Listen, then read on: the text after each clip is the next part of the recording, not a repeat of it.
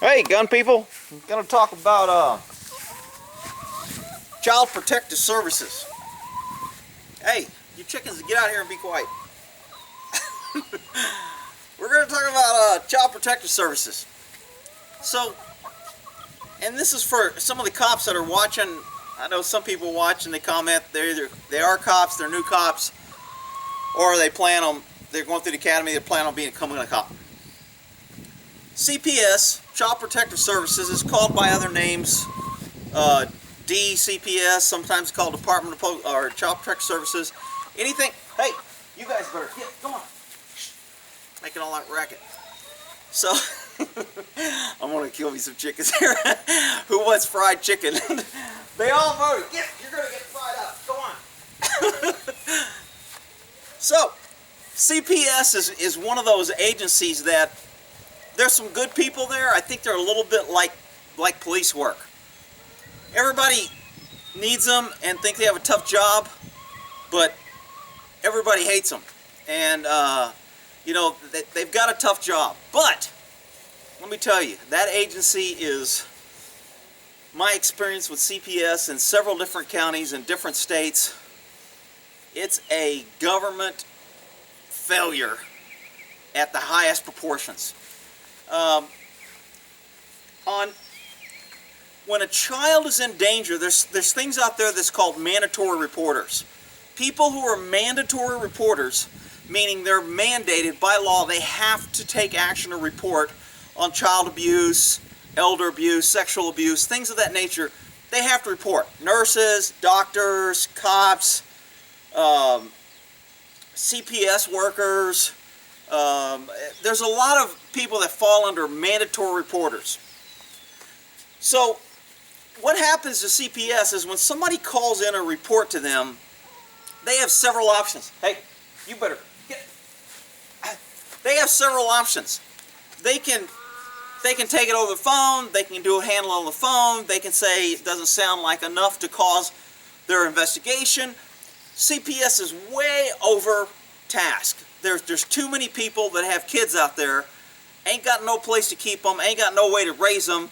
They abuse them, they don't feed them, they get on welfare, they take the money for drugs, and now we got a bunch of kids. They go out and have more kids. So the system is way over, because it's a liberal program that it does nothing but grow. Okay, it's all about making excuses for poor parents, making excuses for kids having kids, making excuses to have birth control in the 5th grade of a school and free rubbers for 7-year-olds. Those are all liberal policies that create all these kids everywhere that nobody can take care of, so the government of the state has to step in. So here's the problem with CPS. Because they're so overworked, because they're so over in it, they blow off. They ignore, they put off, they procrastinate. I mean, of all federal agencies that has such an important job, because a kid has no voice, they have no protection. So to have such an important job and to have people in there that are probably burnt out within the first year or two and they just don't care and they're so overwhelmed by the system and policies and this and that. So what they do is they push that attitude onto cops. Now, the way it works is cops take kids in protective custody. Okay? If we see a kid that we think's in danger, we take them into protective custody. If somebody turns in a child to us that's in danger, we seize or take that child into protective custody and we turn it over to CPS. Now, CPS is mandated to take that child from us.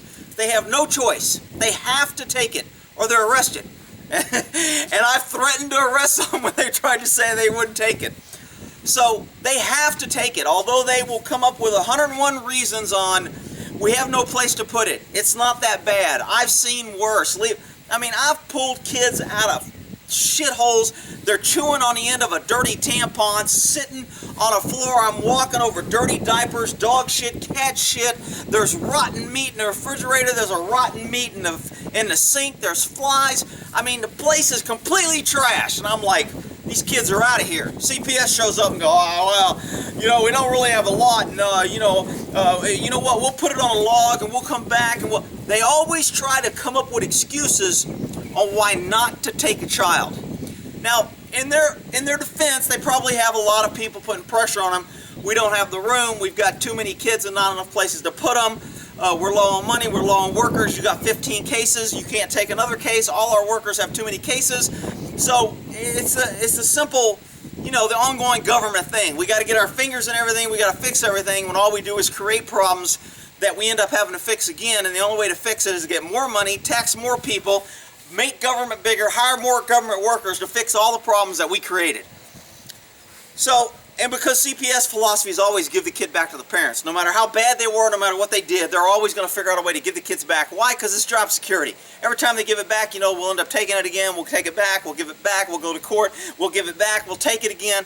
It's a big system. But as a cop, I've seen so many cops out there fall prey to Child Protective Services and tell them, we don't have the room. Can you just document it and send us a memo and we'll get a caseworker out there? And the cops are kind of like, okay, and they do it. And it just drove me nuts. I had cops calling me because they didn't want to piss off CPS because they know I'd take them, and they didn't want to take them and piss off CPS. When I used to call CPS, CPS made a complaint to my agency that his standards are too high and he's taking too many kids. We can't keep up with him. Can you rein him in? So my boss calls me and goes, dude, man, CPS is pissed off because you're taking so many kids. I go, there's a lot of kids that need to be taken. I'm not leaving a kid in a shithole because CPS don't want to come out and do their damn job. They'd rather sit in their office, eat a donut, and review paperwork. It's their job to come out here and take the damn kid when I take them. Well, I'm just telling you they're complaining. I go, I'll tell you what, why don't you ask them how many kids they've given back after they take them? Because here's what they don't tell you. CPS has the ability, once they take a child that's been taken in protective custody, once they receive that child, it's up to them on what they do. So they can give it back to the parents and say, we don't see an issue. They can literally do that. And they will they've told me, look, if you take these kids, we're just going to give it back to them. I don't give a shit what you do with the kid after I give it to you. It ain't staying here. I think it's unsafe. And I'll tell you what, if you put the kid back in here in this shitty environment, I'm going to arrest you for child endangerment. Guess what? They've never put a child back with a parent when I've taken the kid out. Never. But they're going to call and complain to my boss that I'm taking too many kids. And that's how the system, the government, intimidates other agencies. And that's why cops and all these other agencies get convoluted, because when you get into government, they like to use the word team. We're all on the same team, Rick. We're all in the government together. We gotta work together. We gotta get along. I ain't getting along when I'm seeing a kid rolling around and shit on the floor. I ain't getting along. So, of course, Rick, he's just a cowboy. He's out there trying to save the world. He doesn't live in reality. Yeah, okay, whatever. They never gave a kid back to a home that I took them out of. Why? Because they knew it was wrong, they knew it was bad. But they tried to intimidate me. Some of the new ones tried to intimidate me when they didn't know me. After a while, I would just go, you know what? Go tell your supervisor you've got Detective Gore on the phone, and then tell me how you can't take it. And they would never call back. I'd get a call from dispatch, CPS is en route. Because they knew I wasn't going to be intimidated by this BS. And there's a lot of cops out there that fall into this. And they're like, well, if CPS is telling us they can't do nothing and it's not that bad, well then I'll just annotate and report that I notified CPS. CPS can check the box that we opened a case. The cop can check his box that he told CPS, and we can all go home feeling good. Meanwhile, the poor helpless kid is in this shithole with nobody to help him. I didn't like it. I don't like the way CPS does business. I don't like when they try to intimidate cops. And I mean, it's a big hassle. And, every once in a while I have Dr. Phil on in the background in this thing, and he's always a big lover of CPS. Well, Child Protective Services in every county does an excellent, outstanding job. And I'm like, dude, wake up and shine your bald ass head because CPS don't do shit. Get in the real world. You know why he thinks that? Because when he calls his Dr. Phil and they know they're going to be on TV, they kiss his ass, they run around, they give him special treatment, they treat him with hand and gloves, and he's never seen the side where cops are out there trying to argue with CPS like, hey man, these kids need to get out of here. And CPS is there, man, we don't have the room, just don't take them. See, if CPS can talk a cop into not taking a kid, then they're covered if the kid ends up dead the next day. Okay? So that's the key. So when cops leave kids and they end up dead, CPS says, hey, he told us about it. From what he explained to us, it didn't sound that bad. We told him we would follow up. It was on the list. We were gonna follow up, so it's not our fault.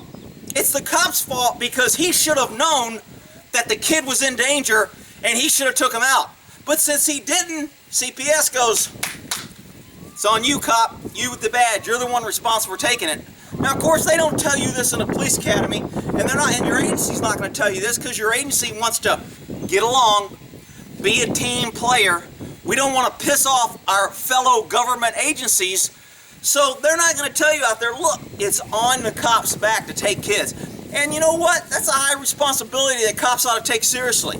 You are the last line of defense for kids, and I think animals too that don't have a voice. You know, a lot of cops are, some animal, no dog tied up, no water. I mean, look, kids are an important charge for cops to protect.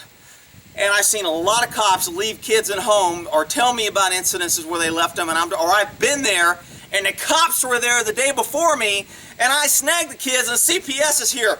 Well, we already know about this place because Woodland was here yesterday, or, you know, Vallejo was out here yesterday, and we don't have a problem with it. Well, you know what? I got a problem with it. The kids ain't staying here, so you need to take them. Once I sign that protective order and give it to CPS, they are responsible for that child. And you know why they don't give the kid back to places that I take them? Because when the kid ends up dead the next day and they gave him back, guess who's responsible?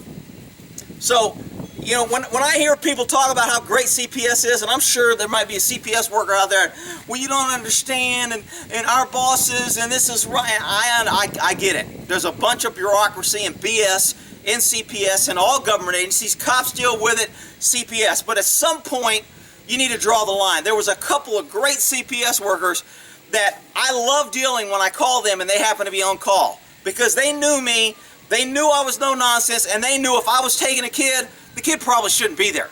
So when I called and I got them, they were like, hey, no problem. Yeah, they'll call me back. I get their cell phone number. Hey, man, I'm on the way. I got to go pick up a car seat. I'll be there in 10 minutes. But I mean, they were just great, and they always took the kids and they made do. And you know what? I'd be like, man, why is it you guys can come out and take a kid without a problem, and I get these other lazy asses that come out here with 101 excuses, and they're like, you know, I don't want to go there.